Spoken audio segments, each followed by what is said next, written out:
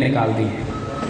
اب ایک detailed order آئے گا جس کے اندر انشاءاللہ چیف جسٹس اس ملک اور قوم کے ساتھ وفاداری کا حق ادا کر دیں گے اگر ایک دلیر اور غیرت مند اور جرأت مندانہ ججمنٹ دے دیں اور بغیر کسی خوف کے، بغیر کسی سے ڈرے اس پاکستان سے حق ادا کریں. تو اگر وہ ججمنٹ انصاف پر مبنی ہوگی تو پھر مسٹر زرداری ڈسکوالیفائی ہو جائیں گے.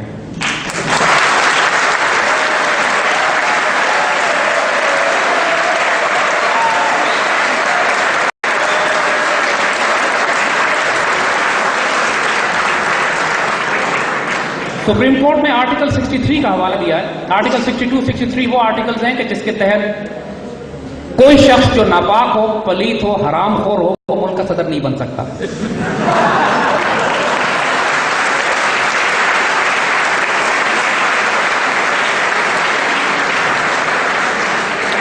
اس کا الیکشن ہی غلط ہے.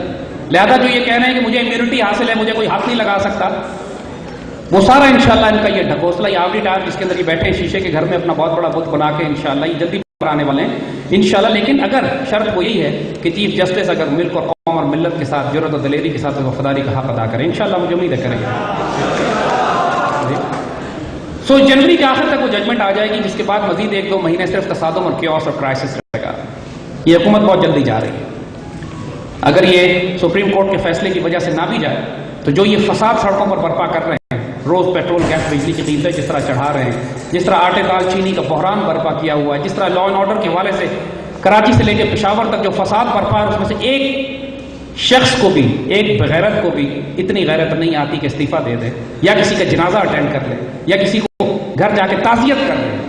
ایسے ناپاک پلیت حکمران واقعی ہم پر ہماری تاریخ میں کبھی مسلط نہیں ہوئے ہمارے اوپر. لیکن اسی کی وجہ سے اللہ تعالیٰ نے کرم بھی کیا کہ یہ قوم بیدار بھی ہوئی ہے. ہم مسلمانوں کے بارے میں کسی نے بڑا عجیب و غریب کہا، خاص طور پہ پاکستانیوں کے بارے میں، کہ جی ہم تو راکٹ ٹیکنالوجی پہ کام کرتے ہیں.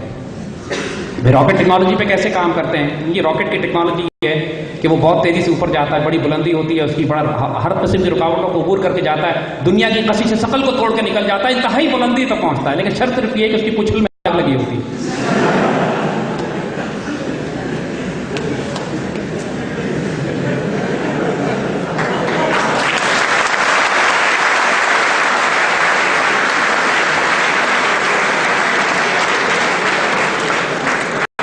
تو ہم پاکستانی بھی صرف اس وقت کام کرتے ہیں کہ when we come into a mortal threat, when we come into a grave crisis, جب ہماری دم میں آگ لگتی ہے تو then you see we are the best of the nations, ماشاءاللہ.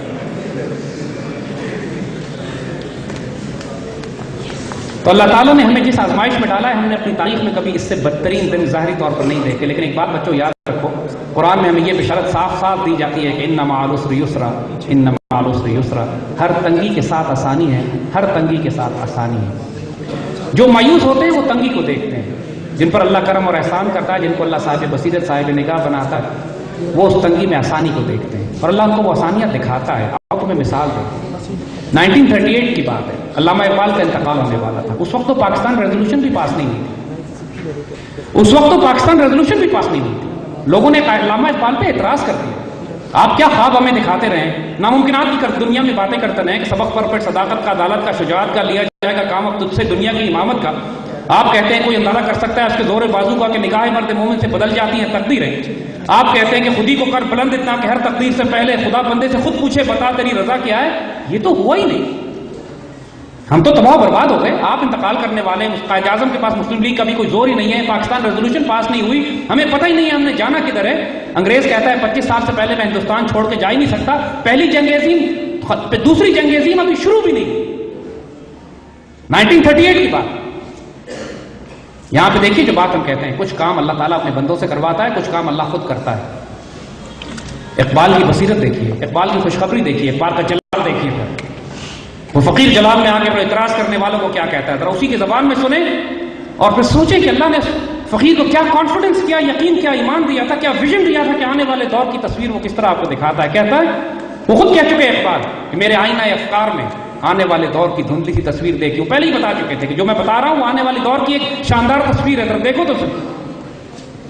اس وقت جب اقبال پر اعتراض کیا گیا کیسے ہوگا یہ سب کچھ، ذرا سنیں پھر وہ جواب کیا دیتے ہیں. کہتے ہیں عشق کو فریاد لازم تھی سو وہ ہو چکی، عشق کو فریاد لازم تھی سو وہ ہو چکی، اب ذرا دل تھام کے فریاد کی تاثیر دے۔ دیکھو تو صحیح ہوتا کیا ہے۔ میرے بچوں پہ دنیا نے دیکھا کہ اللہ تعالیٰ نے یورپ کو ایک جنگ میں مسلط کر دیا۔ اگر سیکنڈ ورلڈ وار نہ ہوتی پاکستان کبھی نہ بنتا۔ اتنی کمر توڑ دی گئی یورپ کی کہ وہ اس قابل نہیں تھے اس کے بعد کہ وہ جا کے ہندوستان پر اپنا قبضہ قائم رکھ سکتے۔ اگر کانگریس مسلمانوں کا قتل عام نہ کرتی، جب پاکستان بنایا جانے لگا تو بڑے بڑے صاحب نظر لوگوں نے کہا کہ بہت قربانی دینی پڑے گی، پھر اللہ کے بندوں نے کہا وہ تو دینی پڑے گی۔ اگر اتنی بڑی عزت حاصل کرنی ہے، آخر میں پوری دنیا کی قیادت سنبھالنی ہے، ہندوستان فتح کرنا ہے دوبارہ کے، یونائٹڈ اسٹیٹس آف اسلام بنانا ہے، اسرائیل کو روندنا ہے، پوری دنیا کی ہاں اور نہ، تمہاری ہاں اور نہ میں پوری دنیا کے فیصلے ہونے ہیں، پھر قیمت تو دینی پڑے گی۔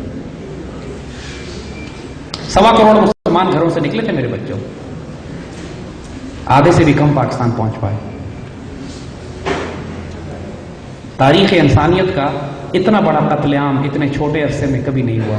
چند ہفتوں کے اندر، چند مہینوں میں، 8-9 مہینوں کے اندر روانڈا میں چند سال پہلے 2 قبیلے ہوٹوز اور ٹوٹسیز، ان کی آپس میں جنگ ہوئی اور انہوں نے کوئی 6 مہینے وہ جنگ چلی اور اس میں کوئی 7-8 لاکھ قبائلی آپس میں مارے گئے۔ وہ 6 مہینے جنگ چلی۔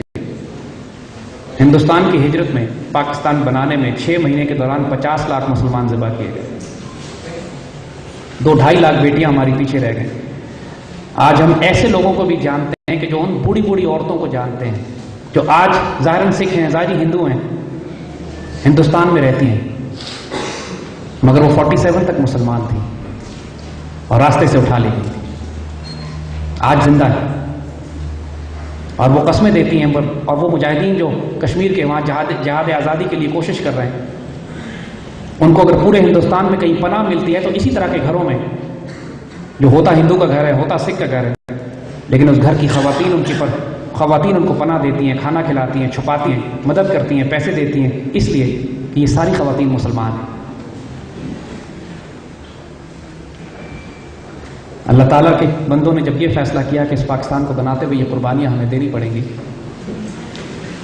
they knew what they were opting for۔ Pakistan بناتے ہوئے لوگوں نے یہ نہیں پوچھا کہ اس پاکستان میں ہمیں ملے گا کیا، اس پاکستان نے ہمیں دیا کیا ہے۔ آپ لاہور والوں سے پوچھئے نا کہ جب دہلی سے ٹرین چلتی تھی اور کٹی پٹی صرف دہلی کی کلی لاشیں اتارتے تھے، سامان نہیں اترتا تھا، لاشیں اترتی، سامان لوٹ لیا جاتا تھا، بندے قتل کر دیے جاتے تھے، اور پھر اگلی ٹرین آتی تھی اس میں بھی یہی حال ہوتا تھا، اور تیسری ٹرین آتی تھی اور صرف لوگوں کا کام یہی تھا کہ فرش پہ پانی ڈال ڈال کے خون دھوتے تھے، لاشیں اتارتے تھے اور گڑھے کھود کھود کے ان کو دفن کرتے تھے، اور مہینوں بھی ہوتا رہا۔ یہ قیمت جب ہمارے بڑوں نے دی تھی، ان کو یہ معلوم تھی بات کہ آنے والے دور میں عشق کو فریاد لازم تھی سو وہ ہو چکی۔ یہ عشق کی فریاد تھی، عشق کی فریاد صرف زبانی نہیں ہوتی۔ جب زمین خشک ہو جائے تو پانی کا چھڑکاؤ کر کے اس کو زندہ کیا جا سکتا ہے۔ میرے بچوں، جب قومیں خشک ہو جاتی ہیں نا، پھر ان کو زندہ کرنے کے لیے شہیدوں کا خون چاہیے ہوتا ہے۔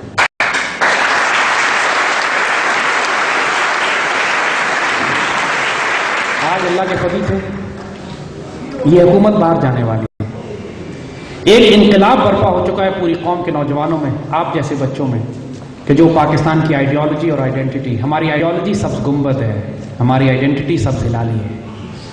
اب پاکستان کی آئیڈیالوجی اور آئیڈینٹی کے اوپر یہ اپنا جان، مال، عزت اور آبرو سب کچھ قربان کرنے کے لیے تیار اور آمادہ ہے۔ یہ ایک ایسا انقلاب ہے کہ دشمن خواب میں نہیں سوچ سکتا تھا کہ 21ویں صدی کے شروع میں، 20ویں صدی کے شروع میں علامہ اقبال نے اس مردہ قوم کو زندہ کیا کہ وہ پاکستان بنا بیٹھے۔ الحمدللہ 21ویں صدی کے آغاز میں وہی علامہ اقبال اس مردہ قوم کو دوبارہ زندہ کر رہے ہیں کہ تعمیر پاکستان ہو چکی، اب تکمیل پاکستان کرنی ہے۔ ہم نے پاکستان کی تعمیر لا الہ الا اللہ پہ کی تھی، تکمیل پاکستان محمد رسول اللہ صلی اللہ علیہ وسلم پہ ہوگی انشاءاللہ۔ اس پاکستان میں انشاءاللہ جو ہمارا ویژن ہے، جو ہمارا مشن ہے، جو اس کی تکمیل اب آپ لوگوں نے کرنی ہے۔ ایک طرف انشاءاللہ اس پاکستان میں لوگ زکوٰۃ لے کر پھریں گے، کوئی زکوٰۃ لینے والا نہیں ہوگا انشاءاللہ۔ اس پاکستان میں کوئی بھوکا نہیں سوئے گا انشاءاللہ۔ اس ملک میں کوئی بھوکا نہیں سوئے گا، کسی کی جان، مال، عزت اور روح اس کو روندا نہیں جائے گا۔ کوئی امیر ہو، کوئی غریب ہو، انصاف اس کے دروازے پہ ہوگا، مفت ہوگا، فوری ہوگا۔ اور اس کو سوائے اللہ کے کسی کا خوف نہیں ہوگا۔ اس ملک میں سود اور ربا کا نظام نہیں ہوگا، اس میں درہم و دینار اور سونے اور چاندی کے سکوں کے ساتھ بیت المال کا ایک نظام قائم کیا جائے گا انشاءاللہ، کہ جو پوری دنیا کے انسانوں کے لیے ایک مرکز بنے گا، کہ جہاں پہ پوری دنیا کے مسلمان جو پناہ حاصل کرنا چاہتے ہیں وہ پاکستان میں آ کے پناہ حاصل کریں گے۔ یہاں نہ کوئی سندھی ہوگا، نہ بلوچی ہوگا، نہ پٹھان ہوگا، نہ مہاجر ہوگا، نہ کشمیری ہوگا۔